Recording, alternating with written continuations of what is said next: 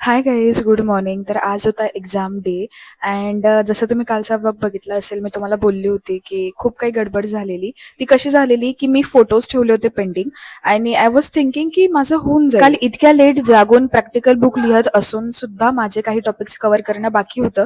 तर मी पटकन सकाळी उठून ते सुद्धा लिहतच बसलेली. त्यानंतर मग मी आवरायला घेतलं. मला आवरायला सुद्धा इतका टाइम नव्हता. मी इतकं क्विक आवरलं असेल ते मलाच माहिती आहे. कारण ग्रूमिंगला होते 10 मार्क, तर ग्रूमिंग मला व्यवस्थित करायचीच होती. आणि तुम्हाला माहिती आहे आमच्या ग्रूमिंगमध्ये येल्लो फ्लावर कंपल्सरी आहे. विषय असा होता, येल्लो फ्लावर मी इतक्या सकाळी कुठून आणू? तर माझ्याकडनं जितक्या लवकर आवरणं होईल तितक्या लवकर मी आवरलं असं. आणि नंतर तर हळूहळू मला असं पण वाटत होतं की यार प्रॅक्टिकल बुकमध्ये अजून माझे काही पॉईंट्स राहिलेले पण असू शकतात. बट स्टील मी त्या गोष्टीला इग्नोर करून पुढे चालत होती. नंतर घाईघाईमध्ये मी नाश्ता केलेला, कारण रात्री मी 3-3:30ला झोपली आणि सकाळी इतक्या लवकर उठले म्हटल्यावर मला इतकं कसं तरी फील होत होतं. पण ठीक आहे, कसं तरी मी आवरत होते पटपट. तर माझा टाइम होता 10:30चा रिपोर्टिंग. बट 11ला शार्प 11ला एक्झाम स्टार्ट होणार होती आणि मी घरातून चक्क 9 वाजता निघाली असेल का, तर फक्त फोटोसाठी. म्हटलं 1.5 अवर मध्ये होऊन जाईल आणि मी पटकन मग निघेल क्लासला. बट भाई साहेब, अंकलच गायब होता सायबरवाला. इतके फोन लावून लावून मी परेशान झाली असेल की बस.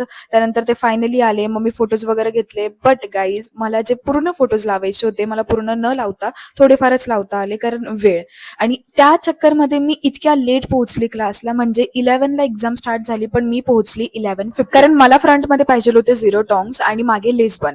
बट टायमामुळे मी समोरचा सेक्शन फ्रंट व्हेरिएशनकडे अजिबात लक्ष नाही दिलं, कारण मला ऑलरेडी मागे खूप सारं वर्क करायचं होतं. माझे ऑलरेडी 15 मिनिट्स झालेले होते, तर माझ्याकडे फक्त 1 and 15 मिनिट्स टाइम होता.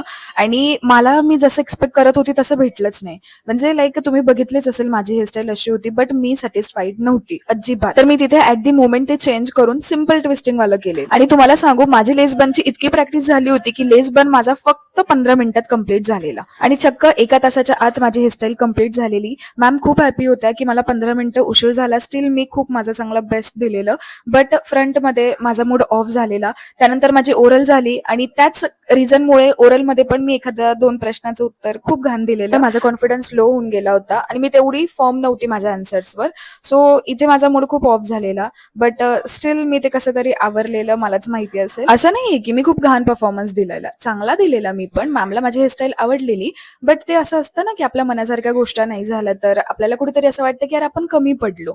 आणि तुम्हालाच माहिती असेल की मी किती एफर्ट्स घेतले होते यार, बट असं होणं गरजेचंच होतं. तर आता तुम्ही मला कमेंट करून सांगाल की माझी हेअरस्टाईल कशी होती, तुम्हाला किती आवडली. ओव्हरऑल डे चांगला होता, बट स्टील वेळेमुळे गडबड झालेली. बट ठीक आहे, आता होनी को कोई टाल सकता है क्या, नाही. आणि नंतर मीही हे एक्सेप्ट करून माझं बाकीचं रुटीन कंटिन्यू करायला लागले. That's it. असा होता माझा आजचा एक्झाम डे. भेटूयात उद्याच्या ब्लॉगला. Bye bye.